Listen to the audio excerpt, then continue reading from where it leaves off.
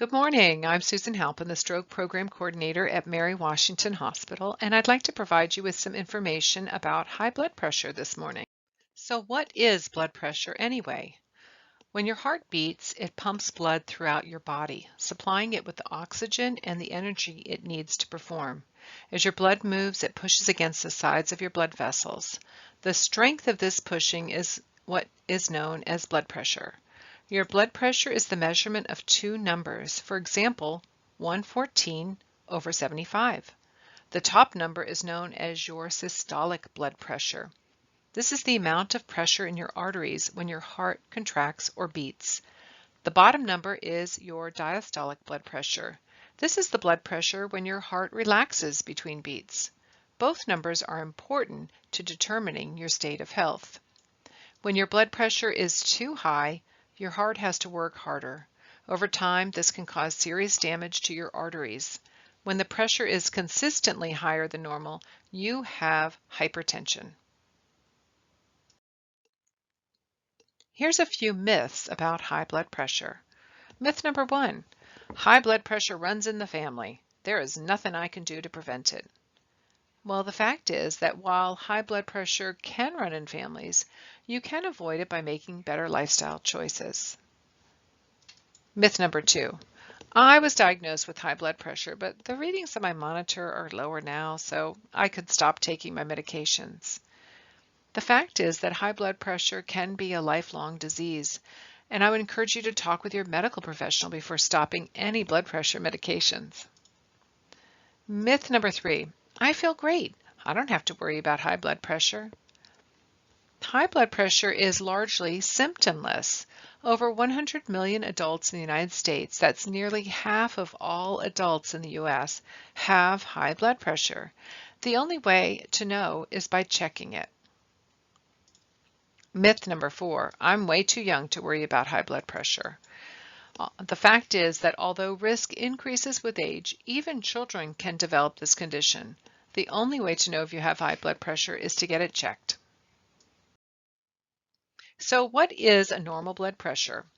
According to the American Heart Association and the American College of Cardiology, a normal blood pressure reading would be any blood pressure below 120/80 and above 90/60. If your blood pressure is in this normal range, I would encourage you to continue to maintain a healthy lifestyle and healthy weight to help prevent hypertension from developing. And I'll discuss some strategies a little bit later that you can incorporate to help prevent hypertension. When your systolic pressure is between 120 and 129 and your diastolic blood pressure is less than 80, it means you have elevated blood pressure. Although these numbers aren't technically considered high blood pressure, you've moved into the at-risk category. It's a red flag that your elevated blood pressure has a good chance of turning into actual high blood pressure, putting you at an increased risk of heart disease and stroke. The lifestyle changes you make now can help reduce your chances of developing hypertension. High blood pressure is diagnosed when systolic blood pressure consistently measures greater than 130, or when your diastolic blood pressure is greater than 80. If you have only one reading in this range, it doesn't necessarily mean you have hypertension. What determines the diagnosis of hypertension at any stage is the average of your numbers over a period of time. On the American Heart Association website, they have a brochure on blood pressure categories. I've gone over a few of these today with you, the normal, elevated, and high blood pressure range, but there are also two more categories, high blood pressure stage 2 and hypertensive crisis. A blood pressure reading above 180/120 indicates a serious health problem. Blood pressure in this range requires urgent treatment, even if you have no symptoms. You should seek emergency treatment. Hypertension is called the silent killer because many people have it but don't know they do until complications develop. Left untreated, high blood pressure may lead to serious health problems. Over time, high blood pressure left untreated damages the walls of your arteries, and that can lead to conditions such as dementia, stroke, heart attack, heart failure, kidney disease. The good news is that preventing or controlling high blood pressure can greatly lower your chances of having complications. Do you know your numbers? How often are you checking your blood pressure? Every day, once a week, monthly, rarely, never?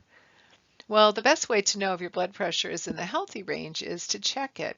And you can do that at home with your own monitor. You can do it at a doctor's office, and there's a lot of other places in the community where you can go and have your blood pressure checked. Monitoring your blood pressure regularly, preferably at the same time every day, will help your provider determine if the treatments they are suggesting have worked. There are a lot of options out there right now for monitoring your blood pressure. Some people prefer jotting it down on paper. I know I have a notebook and that's what I keep mine in. There's this great log that the American Heart Association has. You can download it from their website. I've included a link at the end of this presentation. And you also, if you have a smartphone, you can have an app that helps to monitor your blood pressure. And then there are monitors themselves that can help record your readings over time. The most important thing is to share these numbers with your physician or your healthcare provider so that they can see if the treatments are working. I wanted to share with you some lifestyle changes you can make to help lower your blood pressure. Lose some weight. Carrying too much weight puts an extra strain on your heart and circulatory system, and that can cause some serious health problems. Choose a diet that's low in fat and rich in fruits and vegetables and low-fat dairy products, such as the Mediterranean or DASH diet. Reduce the amount of salt you eat. Check your labels. Canned soups and lunch meats are higher in sodium. And also, before you pick up that salt shaker to season your food with salt, flavor it with spices. There are a lot of great alternatives out there. Do something active for at least 30 minutes a day on most days of the week. This doesn't have to be running. You can go out for a brisk walk. You can garden, bicycle, mix it up. The important thing is to find something that you enjoy doing, and then you'll be more likely to continue to do that activity. Reduce your alcohol consumption. If you drink more than 2 alcoholic drinks a day, consider reducing that. And reducing stress. Let's face it, this has been a stressful year. The link between stress and high blood pressure is still being studied, but stress is known to contribute to other risk factors like a poor diet and excessive alcohol consumption. Taking steps to manage stress will help you feel more in control of your life. What are your stress triggers? You can help reduce stress by incorporating a few of these coping strategies, such as exercise, talking with a supportive friend, practicing yoga, starting a meditation practice, and keeping a gratitude journal. You may have been prescribed medications that help lower your blood pressure. Are you taking your prescribed blood pressure medications?